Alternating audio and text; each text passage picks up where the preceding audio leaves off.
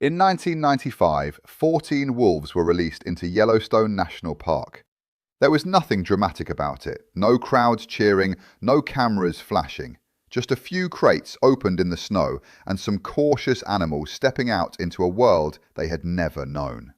Within a few years, those 14 wolves did something that no scientist, no ranger, and no conservationist had been able to do in 70 years. They changed the rivers. Not the wildlife, not the trees, the actual physical rivers.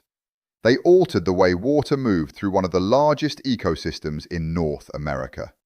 And the story of how it happened is one of the most remarkable examples of nature's power to heal itself ever recorded. But to understand why those wolves mattered so much, you need to understand what had been lost. Wolves were once the most widely distributed land mammals on Earth. They roamed across the entire northern hemisphere, from the Arctic tundra to the deserts of Mexico. But by the early 20th century, humans had declared war on them. In the United States, the government actively encouraged their extermination. Bounties were paid, poisons were distributed, trappers were hired. By 1926, wolves had been completely eliminated from Yellowstone National Park. The last pack was killed inside the park boundaries, and for nearly 70 years, the howl of a wolf was not heard in Yellowstone. At first, nobody thought it mattered. Elk were thriving. Deer were everywhere. The park looked healthy. But slowly, almost imperceptibly, things began to change. Without wolves, the elk population exploded, not just in numbers, but in behavior. Elk that had once been cautious, always moving, always watching over their shoulders, became lazy. They browsed where they wanted, ate what they wanted, and stayed where they wanted. They no longer needed to keep moving. They no longer needed to hide. And the places they chose to gather were the valleys. The wide, open valleys along the rivers, where the grass was sweetest and the willows grew thick along the banks. And they ate everything. Young willow shoots were devoured before they could grow. Aspen saplings were stripped bare. Cottonwood seedlings never had a chance. The valleys that had once been thick with young trees became bare. The riverbanks, which had been held together by the roots of willows and cottonwoods, began to erode. Without vegetation to anchor the soil, the rivers started to widen and shallow. The water grew warmer. The cold water fish that had once thrived in the shaded deep pools began to disappear. Songbirds that nested in the willows left. Beavers, which depended on willows for food and building material, vanished from the northern range entirely. One missing species, and the entire valley began to unravel. Then, in 1995, something extraordinary happened. 14 wolves from Canada were released into Yellowstone. And what followed wasn't just a population recovery, it was something ecologists now call a trophic cascade. A ripple effect that touched every living thing in the park, from the tallest trees to the deepest rivers. It started with fear. The elk, which had spent decades lounging in the open valleys, suddenly had predators again, and their behavior changed almost immediately. They stopped spending time in the valleys, where they were exposed and vulnerable. They moved to higher ground, to forested areas where they could see and smell and hear approaching danger. They started moving again, constantly, the way prey animals are supposed to move. Just the presence of wolves, even without a single kill, changed where the elk went and how long they stayed. And the valleys breathed.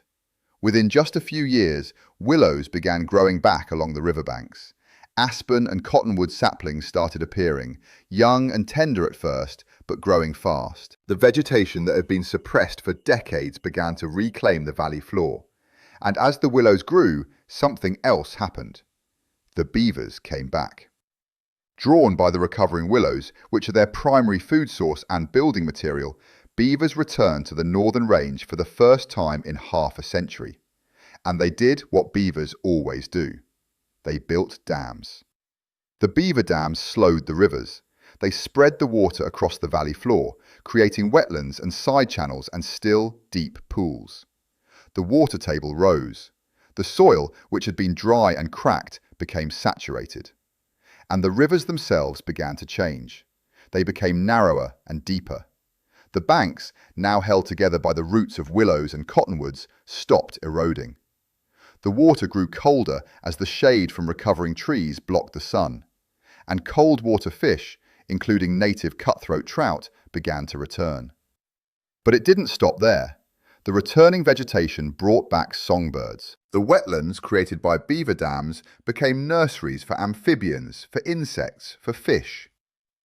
The carcasses left by wolf kills became food for ravens, eagles, coyotes and bears, especially in the lean winter months. Bears that had once struggled to find enough food now had a reliable source of protein from wolf kills, and their populations grew. The number of coyotes decreased because wolves kill or displace them, which allowed smaller predators like foxes to increase, which changed the populations of mice and rabbits. Hawks and badgers, which prey on those small animals, shifted their patterns too. Every single thread of the ecosystem was touched. 14 wolves, and the entire food web reorganized itself. But the most astonishing change was the one nobody expected. The rivers themselves changed direction. As the vegetation recovered along the banks, the roots stabilized the soil. The rivers stopped widening and eroding outward. They became more confined, more focused, deeper, and more stable in their channels. The beaver dams added layers of complexity, creating side channels and wetlands that spread water across the valley. The physical geography of the land changed, not because humans engineered it, not because someone dug new channels or built new structures, but because 14 animals reintroduced a fear that had been missing for 70 years. That fear changed the elk. The elk changed the vegetation. The vegetation changed the beavers. The beavers changed the water. And the water changed the land. This is what ecologists mean when they talk about a trophic cascade. It's not a line. It's not even a web. It's more like a symphony, where every instrument responds to every other instrument, and the music that emerges is something no single player could create alone. Remove one instrument and the entire piece falls apart. Bring it back and the music finds its way home. Yellowstone today is not what it was before the wolves were killed. It may never be exactly what it was, but it is alive again in ways that seemed impossible in 1995. The rivers flow differently, the valleys are greener, the wetlands are back, the songbirds are back, the beavers are back, the trout are back, and all of it, every single piece, traces back to 14 wolves stepping out of crates in the snow. One missing piece, one return, and an entire ecosystem rebuilt itself, not from the top down, but from the inside out. This is the power of rewilding, not just saving a species, but restoring the relationships between species, the ancient connections that make an ecosystem whole. If this story moved you, there are dozens more. Every week, somewhere on Earth, a species comes home, a forest wakes up, a dead river flows again. Subscribe to Nature's Return and I'll bring you the next one.